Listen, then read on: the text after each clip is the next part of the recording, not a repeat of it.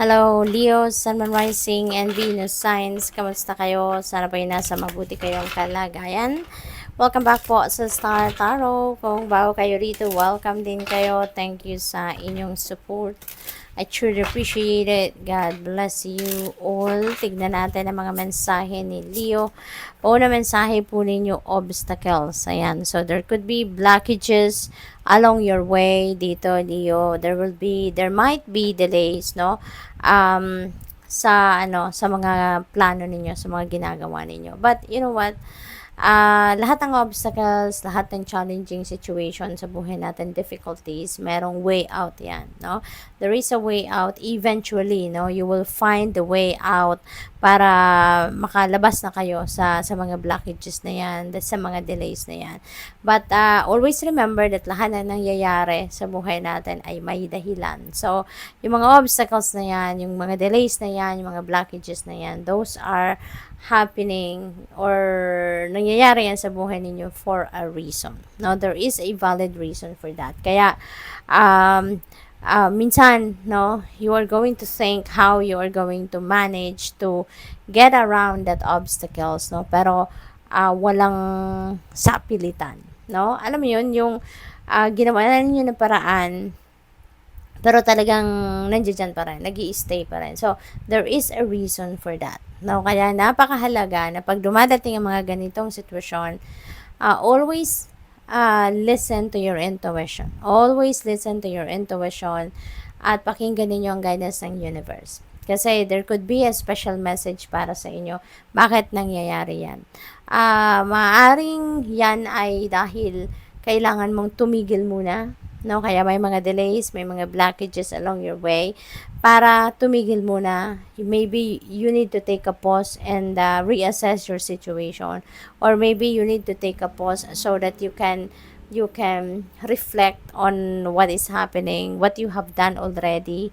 'Di ba? Anong mga naging epekto nito? Anong mga nangyayari sa ngayon? Yung ganon. So, maraming rason. Kaya importanteng makikinig tayo sa ating intuition because for sure the divine is sending you messages, no, to guide you on how you're going to navigate your situations. Okay. What else? We have spiritual growth. Ayan, so there is learning happening dito. Maaaring you're focusing on learning new things or maybe you are yung siguro meron kayong mga natututunan bago sa ngayon about yourself, about human psyche, about connection or relationship ninyo with the divine universe and the rest of your spirit team. So, maaaring yung mga blockages na yan, mga delays na yan, siguro that is going to guide you towards a different path. Maaaring kung ano man ang ginagawa ninyo ngayon na merong mga blocks, merong mga delays na nangyayari dyan, it's maybe because the universe is redirecting you, no, to a different path. So, maaaring ganun din ang ganap dyan. And maybe, so that makapag-focus kayo sa inyong spiritual life muna. Kasi baka nakakalimot na kayo. Hindi ba? So, maaaring ganun. Maaaring ganun ang sitwasyon dyan. Wallflower, limited potential, shy, and withholding. Yan ang mga keywords dito. So, maaari din, ang iba sa inyo rito, is nahihiya. You're playing small, no? Maaaring ganon. Alam niyo na meron naman kayong mga talento, meron kayong mga skills, may gifts kayo, pero maybe meron din kayong limiting beliefs, no? Mga self-limiting beliefs. Kaya maaaring yun ang nag-hold back, no, sa inyo para mag-continue on kayo sa buhay. Para pagpatuloy kung ano man yung mga, or simulan, no, yung mga gusto ninyong ma-achieve, no, kung ano man ang mga gusto ninyong mangyari sa buhay ninyo, no. So, maaaring ganun ang sitwasyon dyan. What else? We have conflict. Ayan. So, siguro, meron kayong hindi pagkakaintindihan dito with someone, no? Or this could be internal conflict. So, tignan natin. Sabi dito, feelings which you have suppressed for a very long time are yearning to be acknowledged and expressed. Ayan. So, siguro, no? meron kayong mga nararamdaman, may mga feelings and emotions kayo na maaring sinusuppress niyo. Pinipigilan ninyo, maybe you are pretending to be something else, no? At hindi kayo nagiging honest sa nararamdaman ninyo. You are torn between what you think is the right thing to do and what your heart wants. So this is definitely internal conflict. And this is the primary cause of stress in your life. We, your angels, urge you to follow your heart. Sundin daw ninyo kung ano ang bulong ng puso ninyo, Leo. Kasi naguguluhan ang iba sa inyo. Hindi ninyo mapag-agree ang gusto ng puso at ng isip ninyo. Do what you love, no? Do what you would love, not what you think you should. Okay? So, napakagandang reminder ito para sa inyo. Gawin mo kung ano ang gusto mong gawin talaga. Kung ano yung mamahalin mong trabaho, ano yung mamahalin mong ginagawa, no? At hindi yan kung ano ang dapat at kung ano ang tama, yung ganon. So, what else? Trust. You are looking at the situation from a purely physical perspective, and therefore you cannot see the bigger picture and the blessings interwoven within this event.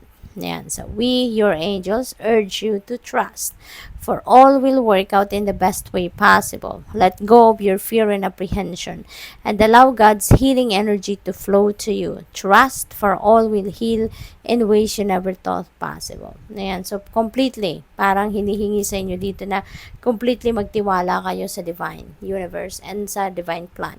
No? Magtiwala lang kayo, everything will work out perfectly. Gagabayan kayo ng universe, gagabayan kayo ng inyong mga angels. Kaya huwag kayong matakot.